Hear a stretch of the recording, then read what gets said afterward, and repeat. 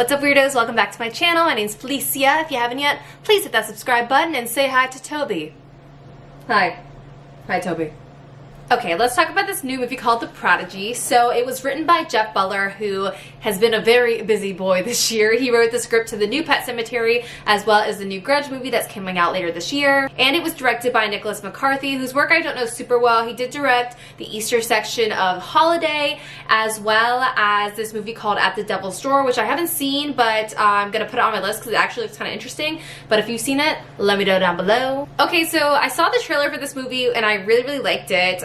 So I was excited to see it, and I thought, of course, that it was a casual child possession movie, and you know, I love those, and so I was excited. I was like, yes, cool. And I was surprised by, first of all, how scary it was, and also by how more interesting it was than I thought it would be. It's also so funny because I feel like whenever I watch a scary movie by myself, I'm always like way more scared than if I watch it with like my friends, which maybe that's true for everyone, I don't know, but there were definitely moments in this movie where I had to like do that thing where I was like watching through my eyes like this.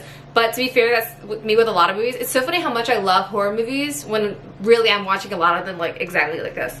I think my favorite thing about this movie is that it was just a little different than I expected. It wasn't necessarily a possession movie at all. And that was exciting to me because I was like, oh, okay. I thought the acting was fairly good. I liked Taylor Schilling in this, and I really liked that little boy. His name is Jackson Robert Scott. He was, of course, the cutie pie Georgie in the new It movie that came out in 2017. And I thought he did a good job in this movie. There's particularly one scene where he's like being hypnotized that I thought he did a really great job in. And the other thing I liked was the overarching theme of like a mother's love and how far a mother is willing to go to protect her child or save her child or all these things.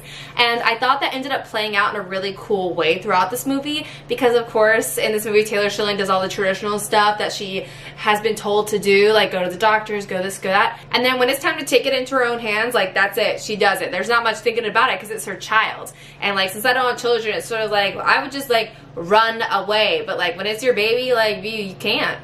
And so to be clear, like I saw this on like a rainy afternoon, and for me, like it was the perfect rainy afternoon movie. It was fine. It was not bad. It wasn't mind-blowing, but that's okay. Not every movie has to be mind-blowing. But for me, I was like, what I wish they had done was just been a little bit more creative in the filmmaking itself and in the direction. I just felt like not that it was necessarily a boring movie, because I don't think that's true. I think because of this like cool concept they had, and they did have this kind of cool imagery that they were using in the poster and in the trailer, that I'm just like, I think they could have utilized it a lot more, because in the movie it was just sort of like a one scene and done. You're like, okay, great, like I get it, like I get why that image works for this movie, but I just wanted something, I just wanted more creative filmmaking. Okay, let's get to some ratings. So for the scare, once again, I saw it myself, so I was a little more scared than maybe I would have been otherwise, but I'm gonna give it a 3.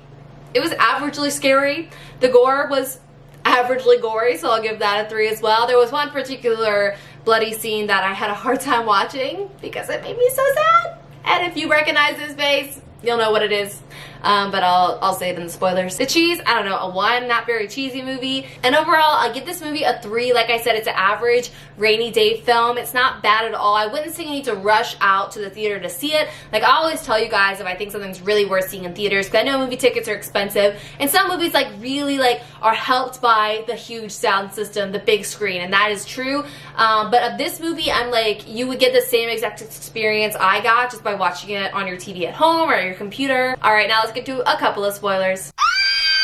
So it turns out this kid is not possessed or sick. He has a reincarnated serial killer fighting for control of his body. Same. And honestly, I thought that was pretty cool. I feel like I don't have a lot of like huge standout scenes for me to tell you about. One, I will say, I thought the hypnotism scene was really good. I thought that the little boy did a great job in that scene. And the scene that made me sad was, of course, the dead dog. I just can't take that.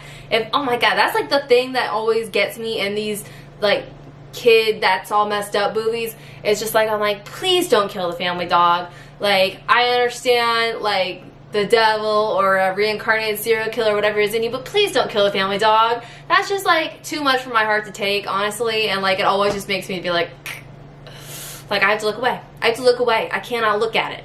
Do you see this? Do you see this dog? That's why I cannot look at it. I love my dog.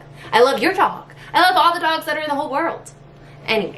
Anyways, that's it, guys. I will see you in my next video. I hope you enjoyed this one. Hit that subscribe button and have a nice screen.